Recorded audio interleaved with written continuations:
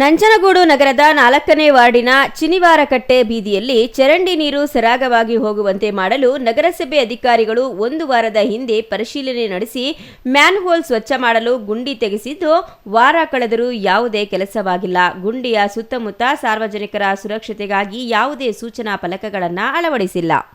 ಇದರಿಂದ ರಾತ್ರಿ ವೇಳೆ ವಯಸ್ಸಾದವರು, ಹಿರಿಯರು, ಮಕ್ಕಳು ಗುಂಡಿಗೆ ಬಿದ್ದರೆ ಯಾರು ಹೊಣೆ? ಅಲ್ಲದೆ ಈ ಬಗ್ಗೆ ಅಧಿಕಾರಿಗಳಿಗೆ ಮನವಿ ಮಾಡಿದರೂ ಯಾವುದೇ ಪ್ರಯೋಜನವಾಗಿಲ್ಲ. ಇನ್ನಾದರೂ ನಗರಸಭೆ ಅಧಿಕಾರಿಗಳು ಇತ್ತ ಕಡೆ ಗಮನ ವಹಿಸಿ ಮ್ಯಾನ್ಹೋಲ್ ಗುಂಡಿಯನ್ನು ಸರಿಪಡಿಸಿ ಸಾರ್ವಜನಿಕರು ರಸ್ತೆಯಲ್ಲಿ ಓಡಾಡಲು ಅನುಕೂಲ ಮಾಡಿಕೊಡಬೇಕೆಂದು ನಿವಾಸಿಗಳು ಒತ್ತಾಯಿಸಿದರು.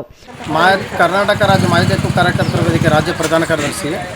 ಇಲ್ಲಿ ಕಳೆದ 29ನೇ ತಾರೀಕು ಹೋಗಿ ನಾನು ನಗರಸಭೆಗೆ ನಂಜನಗೂಡಿನ ವಾರ್ಡ್ ನಂಬರ್ 4 ಕತ್ಲೇಶ್ವರ ವಾರ್ಡ್ ಅವ್ರ ಮಾಜೀಗ ನಗರಸಭೆಗೆ ಹೋಗಿ ಇಲ್ಲಿನ ಸಮಸ್ಯೆಗಳ ಬಗ್ಗೆ ಕಂಪ್ಲೇಂಟ್ ಮಾಡಿದೆ. ಏನಂದರೆ ಇಲ್ಲಿ ಮಳೆ ಬಂದುಬಿಟ್ರೆ ಈಗ ಆಲ್ರೆಡಿ ನೋಡಿ ಅದನ್ನೆಲ್ಲ ಡ್ರೈನೆಲ್ಲ ಕಿತ್ತಾಕಿದ್ದಾರೆ, ಅದು ಕ್ಲೀನ್ ಮಾಡಿ ಮುಚ್ಚಿಲ್ಲ. ಅದು ಸುಮಾರು ತಿಂಗಳಿಂದ ಹಾಗೆ ಬಿದ್ದಿದೆ.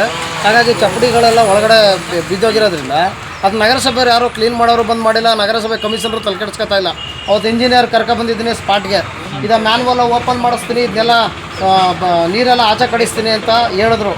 ಆದರೆ ಒಂದು ಮ್ಯಾನ್ವಲ್ ಓಪನ್ ಮಾಡಿದ್ರು, ಇನ್ನೊಂದು ತೆಗಿಸ್ಬೇಕು, ಎಲ್ಲಿ ನೀರು ಬ್ಲಾಕ್ ಆಗಿದೆ ಅಂತ ಗೊತ್ತಾಗಿಲ್ಲ ಅಂತ ಸಬೂರು ಹೇಳಿದ್ರು.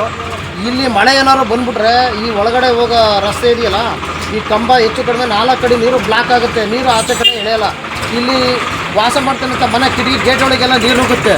Kumar, CTV news, Nanjangud.